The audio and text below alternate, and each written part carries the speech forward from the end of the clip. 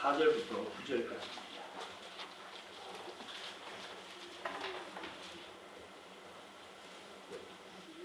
주 안에서 항상 기뻐하라. 내가 다시 말하노니 기뻐하라.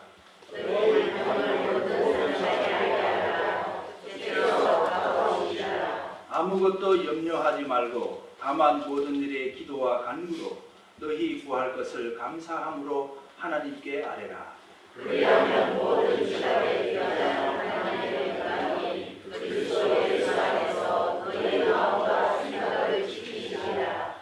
끝으로 형제들아, 무엇에든지 참되며 무엇에든지 경건하며 무엇에든지 옳으며 무엇에든지 정결하며 무엇에든지 사랑받을 만하며 무엇에든지 칭찬받을 만하며 무슨 덕이 있든지 무슨 기림이 있든지 이것들을 생각하라. 너희는 내게 배우고 받고 듣고 말을 하라. 그리하면 평강의 하나님이 너희와 함께 계시리라. 아멘. 아프리카 지사를 설립하기 위해서 아프리카 지사로 발령받은 직원 3분이 있었는데 그 지사를 만들기 위해서 그들은 가서 이렇게 여러 가지 일을 해야 하고 그 더운 곳에서 찌는 구덩이 속에서 또 밤이면은 아프리카 사막 같은 데는 밤이면은 또 기온이 급강하고 떨어집니다. 이제 그런 곳에 발령을 받으니까 그 3사람 중에서 한 사람은 아유 나는 몸도 약하고 우리 어린 자녀들도 있고 어머니도 계시고 해서 나는 도저히 못 가니 본사에 좀 남게 해주십시오 하고 부탁을 했습니다. 고사를 한 거죠. 그래서 할 수 없이 2분하고 지사장하고 이렇게 발령을 받아서 아프리카 현지로 갔습니다. 그런데 한 직원은 그 더위에 이기지 못해가지고 매 불평만 하는 겁니다. 아이고 내가 그 한국에 있으면 지금 때쯤이면 편하게 잘 지내고 회사 생활 열심히 하고 많은 기여를 할 텐데 참 이곳에 와서 힘들다, 죽겠다, 좀 살려달라. 지사장님은 어떠시오? 나 좀 도와주시오. 하고 매일 원망만 하고 불평하고 억지로 근건없이 지내고 있습니다. 또 부정적인 생각하고 하니 일이 잘 되지 않죠. 그런데 한 직원은요 얼굴을 생글생글 웃으면서 힘들지 않냐고 지사장이 물어보면은 아이고 괜찮습니다. 지낼만 합니다. 그리고 특별히 좀 특이한 것은 이 지사장을 위해서 함께 온 지사장을 위해서 그가 말하는 것은 무엇이든지 예 하면서 같이 하지요. 하면서 밤잠을 자지 아니하고 어려움이 있으면 잘 도와서 이렇게 잘 했습니다.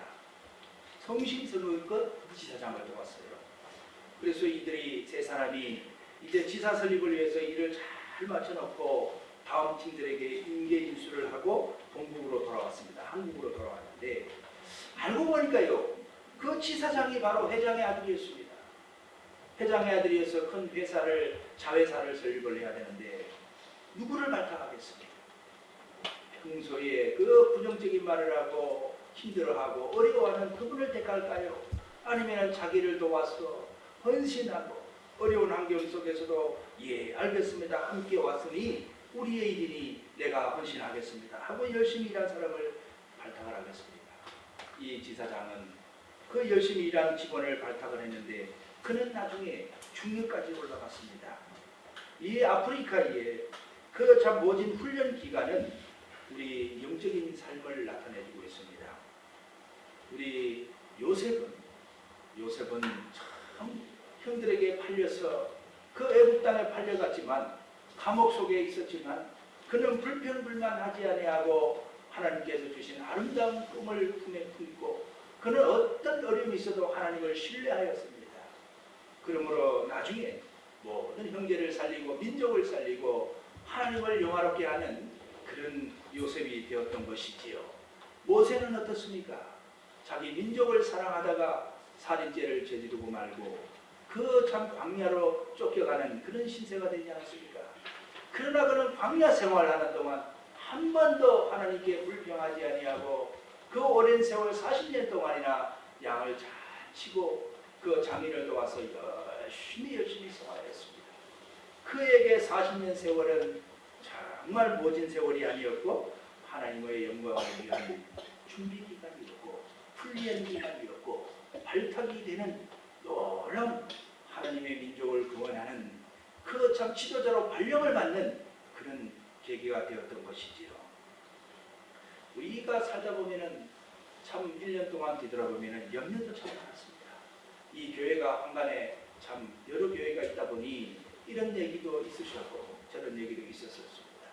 그러나 우리들에게 어떤 환경이 중요한 것이 아니라 우리가 이 환경 앞에 참 하나님의 일 앞에 어떤 자세를 가지고 어떤 신앙의 모습을 가지고 하는 것이 본질이지 어디 있는 것이 중요한 것은 아닙니다. 염려도 있었고 두려움도 있었고 참 때로는 오해도 있을 수 있었습니다. 그러나 그것이 중요한 것이 아니라 이런 일 속에서 어떻게 우리가 주님을 묵묵히 믿고 따라가느냐, 그것이 하나님께서 기뻐하시고 우리를 기이 쓰는 것인 줄 믿습니다. 2019년도도 우리 하나님께서 우리 교회를 기이 써주셨고 2020년도 내년에도 놀랍게 역사하심으로 써주실 줄 믿습니다. 사도 바울은 로마 감옥에 61년에서 63년도 약 3년 동안 로마 그 기간 중에 로마 감옥에 갇혔습니다. 그 기간 동안 편지를 쓴 것이 오늘 우리가 함께 나누신 빌립보서 말씀입니다. 그 편지를 썼는데 그 편지를 받은 당사자는 그가 49년에서 52년 그 사이에 빌립보성 마케도니아라고 하는 그 유럽 쪽에 있는 마케도니아에 있는 첫 성 빌립보성에서 복음을 전하면서 개척한 교회가 바로 오늘 본문을 받아 읽은 서신서의 바로 수신자였습니다. 무려 10년 동안이나 이 빌립보 교회 성도들은 바울을 얼마나 헌신하고 주의에 힘썼는지 놀랍게도 이 빌립보서에는 온통 빌립보 교인들을 칭찬하는 얘기로 가득 차 있습니다. 그 칭찬한 이유가 우리 빌립보서 1장 5절 한번 보시겠습니다. 빌립보서 1장 5절. 10년 동안이나 그들을 도와서 열심히 일한 빌립보 교회는 어떤 일을 하였기에 바울이 그토록 칭찬하였을까? 빌립보서 1장 5절 말씀입니다. 함께 보시겠습니다. 너희가 첫날부터 이제까지 복음을 위한 일에 참여하고 있기 때문이라. 할렐루야. 이 복음을 위한 일에 참 열심히 바울과 함께 참여를 했어요. 바울은 빌립보 교회를 세우고 개척하고 멀리 고린도하고 에베소로 떠나서 그곳에서 개척을 하였지만 늘 그 빌립보 교회 성도님들은 바울의 사역에 동역하며 바울을 잊지 않고 구원을 하고 기도로 동역을 하였던 것입니다. 그렇기 때문에 많은 칭찬을 바울로부터 받고 이 바울로부터 받은 이 칭찬은 바로 우리 주님께서 받은 칭찬이 아니겠습니까? 놀라운 것은요, 우리 예수님께서 너희가 대접을 받으려면 남에게 먼저 대접하라고 말씀하셨습니다. 이 칭찬 역시 사랑하는 성들 1년을 지나오면서 지금 이 시간 한번 뒤돌아보겠습니까? 과연 내가 칭찬하고 싶은 사람이 몇 명이 있으십니까? 놀라게도요. 여러분들이 칭찬하고 싶은 분이 많은 분은 지금 현재 많은 분들에게 칭찬받고 계십니다. 그러나 지금 이 순간 지나온 세월을 뒤돌아보면서 내가 칭찬하고 싶은 사람이 많지 않은 분은 죄송스럽지만 많은 분들에게 그다지 칭찬받고 있지 못하십니다. 주님의 말씀이에요. 대접을 받고 싶으면 대접하라. 칭찬을 받고 싶으면 칭찬하는 사람이 되어야 합니다. 할렐루야. 우리는 예수님의 일꾼입니다. 예수님께 부름받았습니다. 그렇습니다. 빌립보 교회 성도들도 바울을 위하여 주님의 나라를 위하여 발령을 받은 그런 성도들이었습니다. 우리 또한 예수님의 복음을 위하여 부름받은 그런 성도들이죠. 자신이 힘든 상황이라도 예수님의 일꾼들은 아무리 어려운 힘든 상황이라도 복음이 전파되면 이를 기쁘게 여깁니다. 바울의 관심은 오로지 복음에 있었습니다. 복음 전하는 일이 사도 바울의 유일한 관심이었고 소망이었습니다. 바울의 관심은 빌립보서 1장 20절에서 21절 살든지 죽든지 자신을 통해 그리스도가 존귀하게 되는 것만이 그의 관심이었습니다. 나보다는 주님입니다. 나보다는 예수님이지요. 그러면 빌립보 교회 성도들의 관심은 어떤 것이었을까요? 빌립보 교회 성도들의 상황은 그다지 좋지 않았습니다. 성경을 보면은 고린도후서 8장 1절에서 2절 말씀을 보면요, 빌립보 교회 성도들의 상황을 바울이 고린도 교회에 편지하면서 빌립보 교회 상황을 담아서 전했는데요. 형제들아, 하나님께서 마케도니아 교회들에게 주신 은혜를 우리가 너희에게 알리노니 환난의 많은 시련 가운데서 그들의 넘치는 기쁨과 극심한 가난이 그들의 풍성한 연보를 넘치도록 하였느니라. 그렇습니다. 돈이 많다고 헌금을 많이 하는 말입니다. 그렇습니다. 기쁜 일이 많다고 늘 기뻐하는 것이 아닙니다. 빌립보 교회 성도들은 품받은 그들이 얼마나 환경이 열악한 속에 부름을 받아서 그 예수를 믿는다는 이름만 꺼내도 그 당시에는 핍박이 많은 시절이었습니다. 그러나 그들은 환난의 많은 시련 가운데서도 그들은 넘치는 기쁨으로 여호와를 기쁘시게 하였고, 또 극심한 가난 가운데서도 주의 복음을 전하는 일에 바울의 동력을 동참하기 위하여 참여하기 위하여 끊임없이 10년 동안이나 바울의 뒷바라지를 하였던 것입니다. 사도 바울은 말합니다. 사람이 마땅히 우리를 그리스도의 일꾼이요 하나님의 비밀을 맡은 자로 여길지어다. 고린도전서 4장 1절 말씀인데요. 그렇습니다. 일꾼입니다. 문자가 붙은 것은 참 많지요. 농사꾼 하면 어떤 생각이 드십니까? 문자가 들으면 전문가라는 뜻이지요. 농사꾼. 나는 땅을 읽으면서 참 우리 집사님도 농사를 참 잘 지시는데 놀랍습니다. 배추 있잖아요. 배추. 농사를 얼마나 잘 지었으면요, 그 단단한 배추 위에 집사님이 딱 올라서서 아무리 뭉갤라 해도 배추가 뭉개지지 않습니다. 얼마나 농사꾼인지 꾼자는 전문가에게 붙여지는 것이지요. 노름꾼, 노름에 대한 전문가입니다. 그렇습니다. 장사꾼, 그렇습니다. 장사에 대해서 우리는 예수의 일꾼입니다. 할렐루야. 전문가가 돼야 돼요. 올인해야 되는 것입니다. 내 일에 열심히 하면서 3분의 1만 주의 일에 힘쓰는 것이 아니라 우리는 그리스도의 일꾼입니다. 꾼이 되어야 할 줄 믿습니다. 할렐루야. 사도 바울은 1차 전도 여행 때 고시디아 안디옥이라는 곳에서 그 안식일날 회당에서 설교를 하였습니다. 그의 설교를 한 내용을 보니까 사도행전 13장 39절 말씀이 참 가슴에 와닿습니다.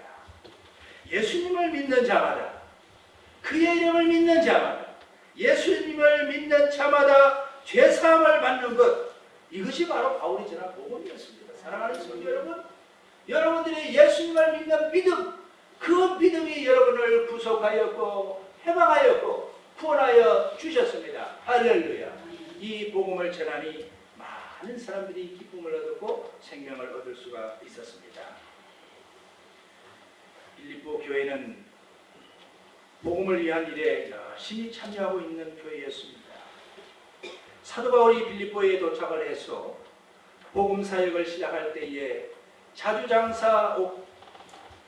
장사인 루디아라는 그 여인이 자신의 집을 완전히 개방하라 해서 복음 전하는 일에 내놓았습니다. 그리고 빌립보 간수는 어떻습니까? 그는 정말 사도 바울 일행을, 신라와 바울 일행을 잘 섬기고 접대해 줬습니다. 또 바울이 데살로니가와 고린도에 있을 때에 에바프로디라는 그런 분을 보내서 그들이 모은 헌금을 바울의 선교 비용으로 다 전해주는 그런 따뜻한 교회였습니다. 그것은 오늘날 우리들에게 무엇을 말해주는 것인가요? 바로 우리가 친밀하게 서로 교제를 나누며 서로 신앙을 강증하고 대화를 나누고 열악한 성도들에게는 찾아가서 위로와 권면을 해주고 시험에 빠져 있는 성도가 있다면 기꺼이 눈물 뿌리며 기도하는 것이고요. 물질적으로 궁핍한 자가 있으면 많지는 않지만 그들에게 힘이 되어주는 아름답고 훈훈한 그리스도의 향기가 되어주는 것 아닙니까?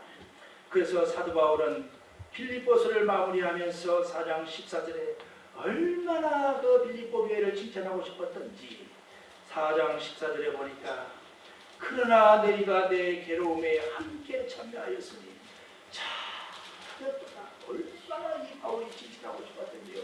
주님의 마음을 전해 그래서 편지를 쓰기를 너희가 내 괴로움에 함께 참여하였으니 참했다고 말합니다. 이 사도 바울을 쓰시는 우리 주님께서는 그 바울의 마음과 같지 않았겠습니까? 또 바울은 또 15절에 이렇게 말씀하시죠. 빌립보 사람들아 너희도 알거니와 복음의 시초니 내가 마케도냐를 떠날 때에 주고받는 내 일에 참여한 교회가 바로 너희 위에 아무도 없었느니라. 그렇습니다. 주님을 기쁘시게 하고 칭찬받는 것은 어려운 환경 속에서도 주님을 잘 섬기고 나서주는 것인 줄 믿습니다. 2020년도에 우리 황간 임마누엘교회가 금년처럼 칭찬받는 교회로 우뚝 서시기를 주님의 이름으로 축원을 드립니다. 그러면 이 빌립보 교회를 통하여서 하나님께서 주님께서 우리들에게 칭찬받는 성도가 되어야 될 마땅한 자세가 무엇인지 어떻게 해야 칭찬받는 것인지 오늘 본문을 통하여서 은혜를 나누도록 하겠습니다. 우리를 향한 주님의 말씀은요 어떤 말씀일까요? 칭찬받는 교회 본받으라고 하신 주신 그 말씀. 첫 번째는 우리가 오늘 본문에서 6절 말씀입니다. 아무것도 염려하지 말고 다만 모든 일에 기도와 간구로. 그렇습니다. 염려하지 말고 하나님께 모든 것을 맡기는 겁니다. 할렐루야. 이를 뒤돌아보면서 우리는 정말 때로는 가슴 저리고 여러 가지 힘든 상황도 많이 있었지만 그래도 기쁜 것은 하나님께 맡기면서 살아왔으니 지금 너무나 기쁘고 하나님께 영화롭게 한다는 것이에요. 염려는 하나님을 의지하지 않을 때 나타나는 것입니다. 여러분이 염려가 되어서 하나님께 못 맡기는 것이 아니라 하나님께 맡기지 않으니 염려가 오는 것이에요. 할렐루야. 하나님께 맡기지 않는 분들에게 염려가 찾아오는 겁니다. 하나님께 맡긴 분들은요 염려하지 않습니다. 주님은 살아계시기 때문에 다 책임져 주십니다. 주님은 나의 최고봉이시죠. 그 스코틀랜드에 참 에빈든에서 태어나신 오스왈드 챔버스라는 목사님이 계세요. 그는 개신교의 유명한 목사님이신데요. 그는 책을 하나 쓰시기를 주님은 나의 최고봉 이런 제목으로 주제를 가지고 부제를 최상의 주님께 나의 최선을 드립니다. 이런 제목으로 책을 쓰셨는데 그 책 내용 속에는 염려하는 것은 하나님의 돌보심에 대한 신뢰의 결핍을 드러내는 것이며 그분에 대한 일종의 무의식적인 모욕이다. 우리가요 하나님을 살아계신다고 하시는데도요 염려를 하는 것은 하나님을 모욕하는 겁니다. 맡기셔야 돼요. 맡기실 때 여러분들에게서 지금 가지고 있는 염려는 금년 안에 다 안개처럼 사라질 줄 믿습니다. 어떻게 해요? 하나님께 맡길 때요. 하나님께 모든 걸 맡길 때 염려가 떠나가는 것이지 우리가 노력을 한다고 염려가 떠나가는 것은 아닙니다. 제발요 하나님께 맡기시는 저와 여러분들 되시기를 축원합니다. 하나님은 우리들이 염려하지 않기를 하십니다. 하나님은요 우리가 염려하는 사람으로 지내기를 원치 않으세요. 마태복음 6장 31절에서 32절 말씀 보니까 우리 주님께서 말씀하셨습니다. 그러므로 염려하여 이르기를 무엇을 먹을까 무엇을 마실까 무엇을 입을까 하지 말라. 이는 다 이방인들이 구하는 것이라. 너희 하늘 아버지께서 이 모든 것이 너희에게 있어야 할 줄을 아시느니라. 알고 계십니다. 우리가 염려하지 않아도요 다 알고 있어요. 다 주님께서 예배해 놓으셔서 그 염려하는 일을 하나 둘 차고 다 해나가고 계십니다.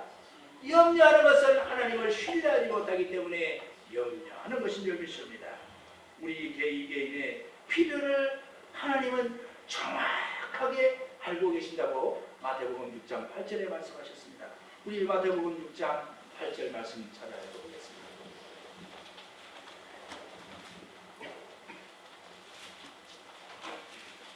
예, 함께 읽어보시겠습니다. 그러므로 그들을 본받지 말라. 구하기 전에 너희에게 있어야 할 것을 하나님 너희 아버지께서 아시느니라. 우리가 구하기 전에도요 하나님은 우리의 필요를 다 알고 계신다는 말씀입니다. 새와 꽃들도 돌보시는 하나님이신데 하물며 그의 자녀를 돌보지 않으시겠습니까? 하나님께서 지금까지 한 번이라도 여러분들을 실망시킨 적이 있으십니까? 없을 것입니다. 만일 있으시다면 그것은 우리가 하나님을 신뢰하지 않고 막연히 바랐기 때문에 그럴 것입니다. 하나님은 우리를 위해 자기 아들까지도 아낌없이 주신 분입니다. 그러므로 하나님께 모든 것을 아뢰고 맡기십시오.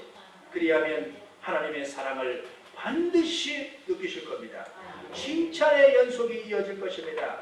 시편 37편 5절에는 너희 길을 여호와께 맡기라. 저희를 의지하면 저가 이루어 주신다고 약속해 주셨습니다. 예레미야서 17장 7절에서 8절 말씀하죠. 그러나 물은 여호와를 의지하며 여호와를 의뢰하는 그 사람은 복을 받을 것이라. 그는 물가에 심기운 나무가 그 뿌리를 강변에 뻗치고 더위가 올지라도 두려워 아니하며 그 잎이 청청하며 가무는 해에도 걱정이 없고 결실이 그치지 아니함 같으리라. 할렐루야. 이 축복이 하나님께 모든 것을 맡기심으로 여러분들에게 임하시기를 우리 주님의 이름으로 간절히 축원을 드립니다. 다음은 우리가 칭찬받는 주의 일꾼이 되기 위해서는 감사함으로 하나님께 아뢰라는 것입니다. 하나님께 맡긴 사람은요 감사함으로 기도를 합니다. 오늘 6절 다시 한번 읽어드릴까요? 아무것도 염려하지 말고 다만 모든 일에 기도와 간구로 너희 구할 것을 감사함으로 하나님께 아뢰라. 너희 구할 것을 하나님께 아뢰라. 염려가 하나님을 온전히 신뢰하지 못하기 때문에 생기는 것이라면요, 기도는요 하나님께 대한 신뢰의 표현 행동입니다. 여러분의 삶에 늘 염려거리가 끊이지 않으십니까? 여러분이 진정 하나님의 도우심을 신뢰한다면 기도의 자리에 나가십시오. 단순한 기도가 아니라 감사함으로 나가십시오. 부모는 자녀에게 감사함을 가르쳐줍니다. 땡깡을 부려서 사탕 사주세요. 장난감 사주세요. 울며 불며 땡깡 부린다고 다 사주는 것이 아닙니다. 사줄 때는 어떻게 하십니까? 고맙다고 하거라. 사준 네 엄마 아빠에게 고맙다고 하거라 하고 감사함을 가르치는 것이 우리 부모 심정입니다. 감사함으로 기도하지 않는 사람은 하나님을 진실로 신뢰하지 않고 계시는 겁니다. 복음의 참여자가 되었다는 이 사실, 구원해 주심에 감사하고 시시때때로 우리들에게 주시는 그 은혜에 감사하고 하나님은 기도를 들어주신다. 그래서 감사한 마음으로 기도를 드리면 것입니다. 다음은 우리가 하나님 앞에 칭찬받는 예수님의 일꾼이 되기 위하여는 실천하는 신앙을 가지라는 겁니다. 그러면 주님을 만나게 된다는 것이에요. 9절 말씀 제가 읽어드리겠습니다. 함께 보시면서 제가 읽어드리겠습니다. 너희는 내게 배우고 받고 듣고 본바를 행하라. 그리하면 평강의 하나님이 너희와 함께 계시리라. 할렐루야. 아멘. 어떤 말씀인가요? 사도 바울이요 빌립보 교회 성도들에게 가르치고 전해주고 듣게 하고 행하고 먼저 보인 것들을 행하라는 것이에요. 그러면요 어떻다고요? 결론이요? 평강의 하나님이 너희와 함께 계시리라. 이 말씀은 무슨 말씀인가요? 하나님이 함께 하심을 체험한다는 말씀이에요. 하나님의 함께 하심을 볼 수 있다는 말씀입니다. 여러분 주님이 나와 함께 동행하심을 체험하고 싶으십니까? 하나님의 말씀 실천하세요. 할렐루야. 하나님의 함께 하심 평강의 하나님을 꼭 체험하고 늘 은혜 가운데 거하시는 우리 황가님 아들께 온 성도님들 되시기를 축원드립니다. 말과 행동이 일치하는 것이 신앙입니다. 이것이 바로 실천 신앙인 거예요. 아무리 주의 말씀을 많이 배우고 듣고 해도요 행하지 않으면 아무 자가 쓸모가 없어요. 아무리 머리로 많이 배우고 배우더라고 해도요 실제로는 내가 행하는 만큼만 나의 삶 가운데 득이 되는 것이에요. 아무리 좋은 얘기 많이 듣고 내가 그 말씀대로 준행하지 않고 접목을 시키지 않는데 어떻게 그 말씀이 나의 삶 가운데 임한단 말입니까? 내가 배운 대로 그대로 행할 때요 옳거니 되는구나. 하나님은 기쁨이 오지 않습니까? 하나님의 말씀을 듣고 그대로 행했더니 하나님께 복받고 부자가 되기 위하여는 11조를 하거라. 11조를 하면서 부자가 되면 하나님이 함께 하신 것을 체험하신 거 아니겠어요? 하나님 앞에 감사하거라. 그랬더니 감사를 날마다 입술에 고백을 하고 아침에 눈을 뜨면 그걸 보고 하나님 오늘도 잘 될 것입니다 하고 감사합니다. 이렇게 하루를 시작했어요. 감사가 생기면은 그것이 하나님이 나에게 축복해 주시고 나의 삶 가운데 동행해 주는 것이 아닙니까? 그렇습니다. 하나님을 늘 동행하고 체험하는 사람은 말씀을 실천하여서 옳거니 하나님이 나와 함께 하셨구나. 옳거니 하나님께서 나에게 기름 부어 주셔서 응답해 주셨구나. 옳거니 감사합니다. 그래서요 주일이 눈고가 기다리게 주대요. 그렇게 되는 거 아니겠습니까? 예수님께서 말씀하셨습니다. 주는 것이 받는 것보다 복되다. 그렇습니다. 여러분 주어야 합니다. 그래야 행복을 느낄 수가 있어요. 맨날 받는 것만 즐기면 안 됩니다. 주어 보십시오. 주님의 말씀이 여러분들이나 저나 삶 가운데 성취되어서 우리가 그 가운데 얻는 것이 무엇이라고 말씀해 주셨습니까? 천국이라고. 주어 보십시오. 얼마나 기쁜지. 이 세상 사는 동안 참 무거운 짐 싸들고 저 천성을 향하여 저 천국까지 가는 사람 아무도 없습니다. 이 땅에서 주어진 많은 것들은 우리는 청지기일 뿐입니다. 이 많은 것들을 통하여서 우리가 주님의 말씀을 준행하며 나눠줄 때에 우리의 삶 가운데는 마음 가운데는 늘 기쁨이 넘친다는 겁니다. 마태복음 11장 29절에 말씀하셨지요. 나의 멍에를 메라. 나의 멍에를 메고 내게 배우라. 그러면 너희 마음이 힘을 얻으리라. 여러분 삶이 고단하십니까? 예수님의 멍에를 메십시오. 거꾸로 메십시오. 그러면 해방이 되실 것입니다. 누군가가요 무디 목사님에게 물어봤어요. 성경을 제가 읽다가 잘 깨달아지지 않고 하나님의 의심이 되고 있는데 어찌하면 좋아요 목사님? 그 답 좀 알려주세요. 그때 목사님은 빙그레 웃으면서 그분에게 말했어요. 성도님 성경을 딱 덮으십시오. 그리고 나서 밖으로 뛰어나가십시오. 그리고요 지나가는 사람에게 복음을 전해보십시오. 전도하십시오. 그리고요 지나가는 사람이 있을 때 니아까를 끌고 가는 분이 있습니까? 니아까를 대신 끌거나 밀어줘 보십시오. 무엇이든지 찾아서 봉사해 보십시오. 그리고 집으로 돌아가서 성경을 펼쳐놓고 읽어보십시오. 성경이 잘 해석이 되고 기억이 될 겁니다. 할렐루야. 내가 마음을 열지 아니하고 주의 말씀을 실천하지 아니하고 아무리 마음을 딱 닫고 있는데 하나님의 말씀이 내 마음속에 들어오겠습니다.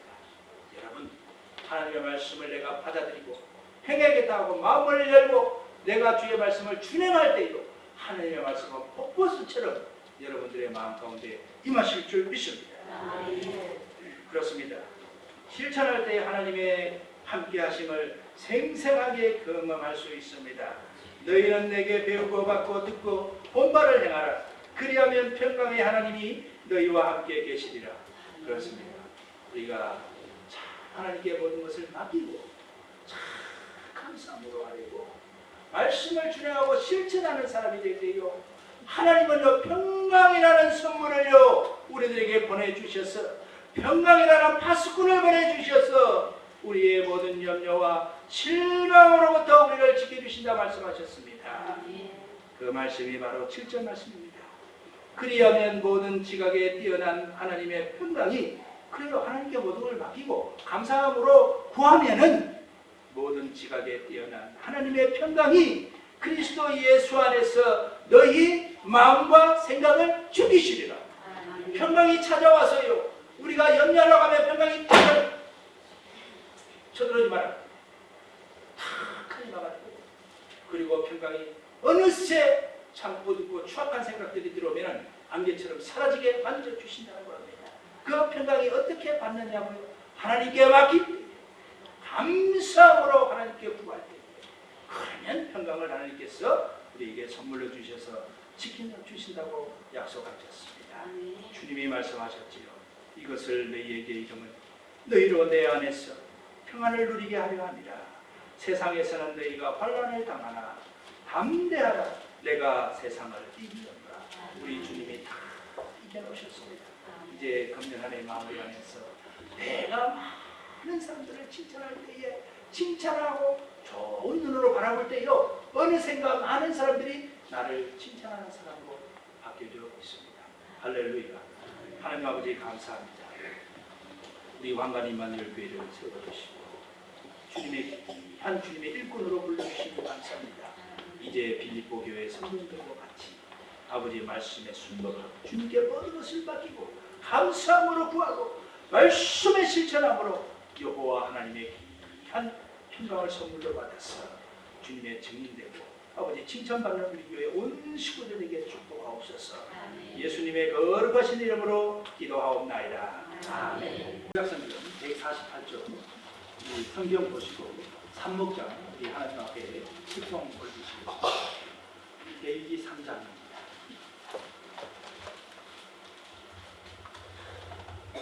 교독을 하시겠습니다. 사람이 만일 화목제의 제물을 예물로 드리되 서로 드리려면 수것이나 암것이나 흠없는 것으로 여호와 앞에 드릴지니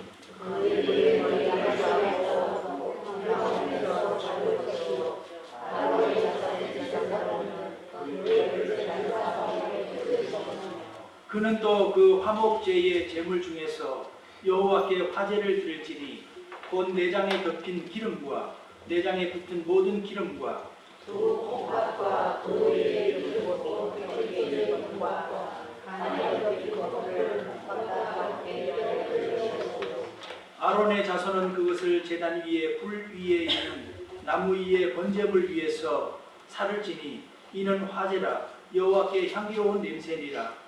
만일 여호와께 제물로 드리는 화목제의 제물이 아니면 수것이나 암것이나 흠없는 것으로 드릴지며 만일 그의 예물로 드리는 것이 어린 양이면 그것을 여호와 앞으로 끌어다가 그의 입에 머리에 하사하고 뼈가 앞에서 잡으십시오.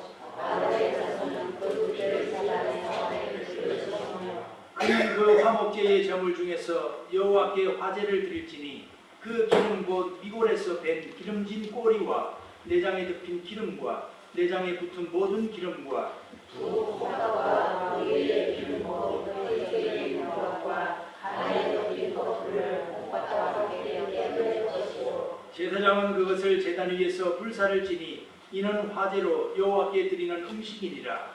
만일 그의 예물이 있으면 그것을 여호와 앞으로 끌어다가 그것의 머리에 안수하고 회막 앞에서 잡을 것이요 아론의 자손은 그 피를 제단 사방에 뿌릴 것이며 그는 그 중에서 일부를 따다가 여호와께 화제를 드리시니 온 내장에 덮인 기름과 내장에 붙은 모든 기름과 두 콩팥과 그 이의 기름 곧 허리 쪽에 있는 것과 간에 덮인 끝풀을 콩팥과 함께 떼어낼 것이요 제사장은 그것을 제단에서 불사르시니 이는 화제로 드리는 음식이요 향기로운 냄새라 모든 기름은 여호와의 것이라. 함께 보십니다. 너희는 기름과 피를 얻지 말라. 이는 너희의 모든 처소에서 너희 대대로 지킬 영원한 기회라. 아멘. 예, 인생에는 기초가 튼튼해야 되는데 건축물도 그렇죠. 집을 지을 때 건축물이 기초가 튼튼해야 그 집은 튼튼하니 오래오래 100년 이상을 갈 수가 있습니다. 지금 유럽에 가면은 건축물이 많이 오래된 중세시대의 건물도 있고 참 더 오래 시대 건물들이 많이 있는데 그 건물들 모두가 기초가 튼튼합니다. 얼마 전에 전 BBC 뉴스에서 건축물이 붕괴되는 5가지 이유를 조사를 했습니다. 건축물이 붕괴되는 5가지 이유인데요. 이 건축물이 붕괴되는 것은 정말 이 건축물이 붕괴되는 것뿐만 아니라 우리 인생도요. 지금 한번 점검해봐야 됩니다. 우리 인생의 집이, 우리 인생의 건축물이 기초가 튼튼하지 않으면 백날 쌓아봐야 헛헛합니다. 헛겁니다.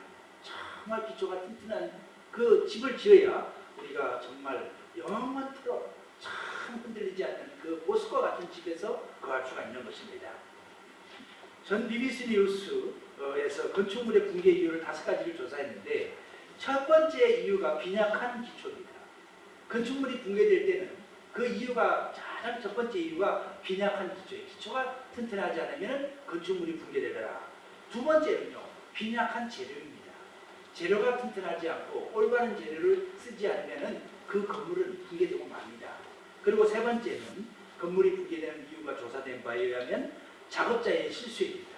설계대로 하지 아니하고 하나님의 말씀대로 살지 아니하고 설계대로 집을 짓지 않으면 그 집은 반드시 멀지 않아 비가 바람이 치고 폭풍이 불면 그 집은 무너지게 되어 있습니다. 네 번째로 이 건물이 붕괴되는 이유가 조사된 것이 예상보다 높은 하중입니다. 기초는 튼튼하지 않은데 정말 기만 높아지고 눈만 높아지고 우리가 삶 속에서 기초가 튼튼하지 않는 곳에 많은 건축물을 쌓고 하중을 높일 때에 그 집은 하루로 무너진 겁니다. 예수의 이름으로 기초를 쌓지 않는 곳에 아무리 선한 행위를 많이 하고 이웃을 위하여 선한 일을 많이 해도요, 그 집은 아무 쓸모가 없는 거예요. 성경이 그렇습니다. 성경이 말씀하시는 거예요. 부자에게 네가 아무리 많은 것을 쌓고 창고에다가 정말 내일 먹을 것을 모아두고 봤대. 하나님이 너의 인생을 부르면은 네가 그거 안 갈 수가 있느냐 말씀하시는 것이요. 예상보다 높은 하중 때문에 그 집은 붕괴된다고 합니다. 그리고 5번째로는 조사해 봐야 한다면 강도의 미측정입니다. 수시로 강도를 측정해보고 이 집이 튼튼하게 받칠 수 있는지 그것을 조사를 해야 되는데 조사하지 않을 때 집이 붕괴된다고 조사가 되었습니다. 우리 인생에 저와 여러분들의 인생의 집에 영혼의 집의 기초는 무엇입니까? 그것은 고린도전서 3장 11절에 우리 인생의 기초는 예수 그리스도가 되어야 된다고 전하고 있습니다. 사랑하는 성도 여러분, 우리 인생의 집은 예수 그리스도를 튼튼하게 지었는데 우리 옆에 있는 바로 이웃들의 집은 뭐로 지어져 있을까요? 그들의 집은 무엇으로 지어져 있을까요? 설계조차도 하지 않고 태어나서 그냥 육신의 정욕과 안목대로 살아가는 사람들이 10중 8구 대다수입니다. 그러나 그 집은 육신의 장막이 무너질 때에 영혼의 집은 온다고 하십니다. 예수 그리스도의 기초를 삼고 그의 신앙의 터전을 삼는 자는 그 터는 흔들리지 않습니다. 예수 그리스도는 이 땅에 화목제물로 오셨습니다. 사랑하는 성도 여러분, 오늘 레위기에서 우리가 늘 주님의 보혈의 공로를 의지하여서 예수 이름을 믿어야만 구원을 받는다고 하는데 오늘 본문을 통하여서 화목제의 제물, 그 예수님의 예표를 나타내는 이 상징적인 의미를 한번 살펴보고 은혜를 나누도록 하겠습니다. 우리 인생의 기초를 다시 한번 살펴보고 튼튼하게 쌓아지고 있는지 살펴보도록 하겠습니다. 예수님의 피, 그 십자가의 제사, 이것은 화목제물이었습니다. 우리 고린도전서 3장 12절에서 13절 말씀 한번 읽어보겠습니다. 고린도전서 3장 13절에서 12절 말씀입니다.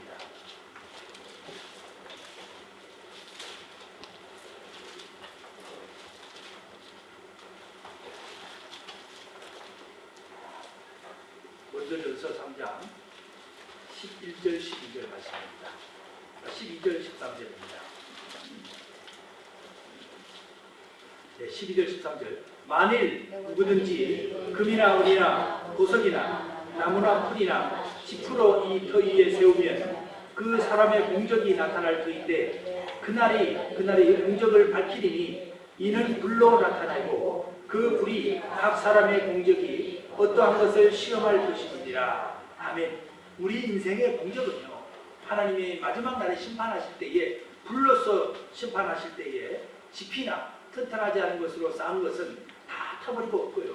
우리가 예수 그리스도 그 이름으로 지은 그 터만이 살아남는다고 말씀해주고 있습니다. 오늘 본문에 화목제라는 단어가 나오는데 이 화목제라는 뜻은 인간의 구원을 완전하게 보장해주는 제사임을 보여주고 있습니다. 화목제, 이것은 원래 쓰여진 단어가 히브리 단어로 복수하고 단수, 이 두 단어가 사용이 되었는데 복수 단어는 셀라이빔이라는 단어이고요. 단수는 셀렘이라는 단어인데 이 단어의 원뜻은 완전하게 하다, 회복하다, 보상하다, 속죄하다, 이 의미를 담고 이 단어가 쓰여졌습니다. 죄로 말미암아 단절되었던 하나님과의 우리와의 관계를 회복하기 위하여 드리는 속죄의 기능을 가진 예물을 가리키는 것이 바로 화목제입니다. 그러면 화목제 말고 화목제의 제물에 대해서 한번 보겠습니다. 오늘 3장 1절에 말씀이 사람이 만일 화목제의 제물을 예물로 드리되 서로 드리려거든 수것이나 암것이나 흠없는 것으로 여호와께 앞에 드릴지니, 이 화목제의 제물이라는 뜻은 히브리 말로 제바흐 셀라빔이라는 단어입니다. 하나님과 그의 백성 간에 단절되었던 관계를 회복하기 위해서, 그리고 여호와께서 베푸신 은혜에 보답하기 위해서 드려지는 희생물을 가리키는 것이 바로 화목제의 제물입니다. 예수 그리스도의 대속을 예표하는 것이죠. 예수 그리스도의 피 공로를 의지하는 자는 남녀노소 빈부의 기천에 상관없이 누구도 하나님과 더불어 화평을 누리며 교제할 수 있는 특권을 누리는 것이라고 사도 바울은 로마서 5장 1절을 통해서 말씀해 주었습니다. 그렇습니다. 그 이름을 힘입어 그를 우리가 믿음으로 의롭다 하심을 받았으니, 오늘 제사를 드리는 절차에 대해서 레위기 3장에 쫙 나와 있습니다. 첫째, 이 화목제를 드릴 때요, 히브리 민족이 하나님 앞에 드릴 때에 첫 번째 할 일은, 절차는 짐승을 끌고 성막으로 나오는 것이었습니다. 양을 끌고 나오든 소를 끌고 나오든 성막으로 나왔어요. 그리고 두 번째는 희생제물의 머리에 안수를 했습니다. 세 번째는 회막 부편 뜰에서 도사를 했습니다. 네 번째는 희생제물의 피를 번제단 사면에 골고루 뿌렸습니다.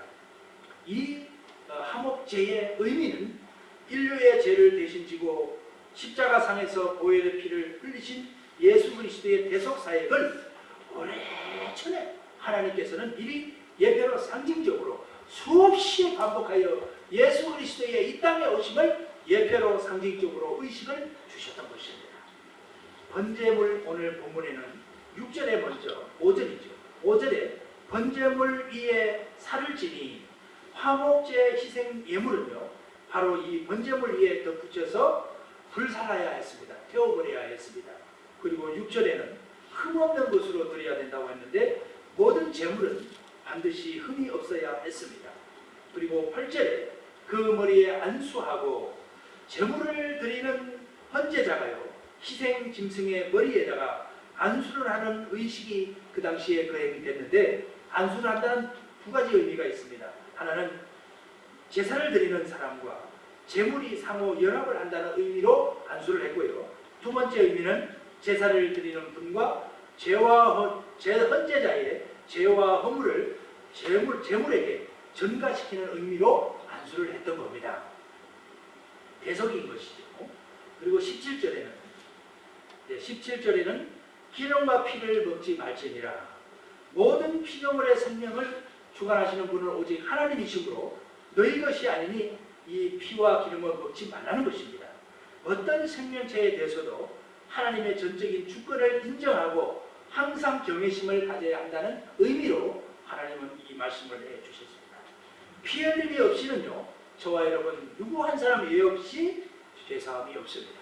예수 그리스도를 믿는 믿음 없이는 누구 한 사람도 작은 죄 하나라도 용서가 없는 것입니다.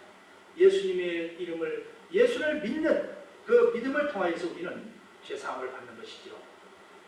그러면 우리가 오늘 본문을 통해서 하나님께서 우리들에게 하시는 화목한 삶, 화목제를 통한 하나님과 관계가 회복된 화목한 삶을 한번 은혜로 나누겠습니다. 우리 한국적인 속담에요, 아주 좋은 속담이 있습니다. 사촌이 땅을 사면 배가 아픕니다. 여러분 중에 안 아픈 사람이 있습니까? 육신의 마음을 가지고 태어난 사람은 예외할 거 없이 성경은 사촌이 땅을 사면 배가 아프다는 것이 성경의 증언입니다. 이 시간에 나는 절대 배 안 아파 하는 사람은요, 이 시간에 의인이니까 나가도 좋습니다.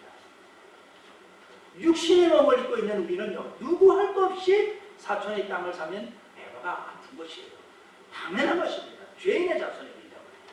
인간의 마음을 잘 표현한 것입니다. 인간은 죄의 벽 때문에 자신도 스스로와 자기 자신과도 그리고 이웃과도요, 하나님과도 화목하지 못해요. 그렇습니다. 사촌이 땅을 사면 배가 아프게 되어 있습니다. 그러나 그 죄를 위해, 배가 아플 수밖에 없는 그 죄를 위해 화목제물이 되신 예수 그리스도를 통하여서 우리는 하나님과 화목하게 되었습니다. 이웃과도 화목하게 되었습니다. 우리 예수님의 구속사건으로, 십자가의 대속의 은총으로, 제물이 되어서 피 흘림으로 우리는 화목하게 되었습니다. 그런데요, 놀랍게도 우리가 예수님을 영접하고 살고 있는 우리에게, 그런데도요, 지금도요, 매일매일 살아갈 때에 우리 일상생활에서 우리는 이웃과 화목하지 못하고 살아갑니다. 하나님 뵙기가 민망할 정도의 죄를 가끔은 짓고 삽니다. 왜 그럴까요? 그것은 중요한 문제입니다. 왜 그럴까요? 매일매일 살아가는. 그것은요, 저와 여러분들 안에 있는 죄 때문에 그렇습니다. 죄인의 자식이기 때문에, 죄 때문에 그래요. 그럴 수밖에 없어요. 우리는 잘 살아보려고 해도, 참 이웃과 화목하게 지내보려고 해도 때로는 울컥 울려나는 거, 내 자신도 모르게 화가 쓰긴 말을 하게 되고, 그리고 하나님 뵙기가 민망할 정도로 저 사람이, 내 자신이 하나님을 믿는 예수님을 영접한 사람인가 할 정도로 우리는 가끔은 정말로 부끄러운 모습을 하나님 앞에 보일 때가 너무나 자주 있습니다. 그렇기 때문에요, 오늘 본문이 우리에게 필요합니다. 우리는 계속 화목한 삶을 누리기 위해서 어떻게 해야 합니까? 화목한 삶을 계속 살아가야 되는데 어떻게 해야 될까요? 그것은요, 첫 번째가 우리가 예수님 앞에, 하나님 앞에 날마다 나왔어요. 죄를 고백해야 됩니다. 성경의 말씀이 죄를 고백해야 됩니다. 한번 예수를 영접하면 땡, 나는 구원받았어. 아닙니다. 성경은 그렇게 가르치지 않습니다. 죄인이기 때문에 날마다 주님 앞에 나와서 화목제를 드리되 예수 그리스도의 이름 앞에 죄를 고백해야 된다고 가르치고 있습니다. 죄는 우리 영혼의 세계에서 암세포와 같습니다. 망치는 것입니다. 암에 걸린 자가 건강을 깨할 수가 없지요. 우리가 하나님과의 관계가 회복되었고 성도와의 관계에서 정말로 우리가 회복됐다고 생각하지만 어느 순간 살다가 야, 정말 이거는 관계가 무너졌구나, 정말 하나님 앞에 내가 부끄럽구나 하고 내 마음속에 그런 문제가 일어나고 그런 생각이 드신다면 여러분 앞에 고백하지 않은 죄가 있다고 생각하시면 맞습니다. 주님께 나가 고백하십시오. 예수님께 나와서 고백하십시오. 고백을 통해서 하나님과 화목한 삶을 다시 시작할 수가 있습니다. 고백이 없으면요, 하나님 앞에 절대로 화목하지 못하고요, 평화롭지 못합니다. 여러분, 하나님 앞에 날마다 정말 주님과 가까이에서 무릎 꿇고 죄를 고백해야 할 줄 믿습니다. 두 번째는요, 화목한 삶을 살기 위해서는 고백된 죄는 분명히 씻어진다는 확신을 가져야 됩니다. 예수님께 나아가서 죄를 고백하면 그 죄는 언제든지 씻음을 받습니다. 하나님의 말씀해 주셨습니다. 예수님께서 우리 죄를 위해 십자가에서 희생양이 되어 주셨습니다. 그분은 우리를 사랑하시는 분이기 때문에 우리가 그 앞에 죄를 고백하고 회개하고 용서를 구하면 그분은 어떤 죄이든지 다 용서해 주시는 것이 주님의 말씀입니다. 누구든지 어떤 죄든지 예수 그리스도 앞에 나아가기만 하면 그분은 우리를 깨끗하게 해주신다고 말씀하셨습니다. 세 번째로 우리가 하나님 앞에 어떻게 화목한 삶을 계속 살아갈 수 있습니까? 그것은요, 화목한 삶은 죄를 고백하고 씻어졌을 때에 우리의 삶은 죄를 고백해서 화목이 관계가 회복이 되었을 때에 비로소 우리의 삶은 다시금 기쁨으로 회복이 된다는 사실입니다. 우리가 고백하지 않기 때문에 기쁨이 없고 화목한 삶이 살 수가 없어요. 죄를 고백하고 죄의 씻음 후에 오는 것이 하나님과의 관계 회복인데, 그럴 때에 모든 생활에 저와 여러분들의 삶 가운데 기쁨이 솟아나갑니다. 그제서야 솟아납니다. 기쁨의 회복, 그리고 나서 찬양과 감사가 저와 여러분들의 입술에서 터져나오게 되는 것입니다. 자연을 바라보십시오. 아름다운 자연을 노래 부를 겁니다. 여러분, 모든 것과 화목된 관계를 가지고 여러분 앞에 삶이 기쁨이 회복됐다면 저와 여러분들의 입술 속에는 정말로 많게는 수백 번이라도 하나님 앞에 감사의 고백이 터져나올 겁니다. 이것이 바로 우리 그리스도인들에게 주어진 평강의 축복인 것입니다. 화목의 축복인 겁니다. 화목의 사명인 것입니다.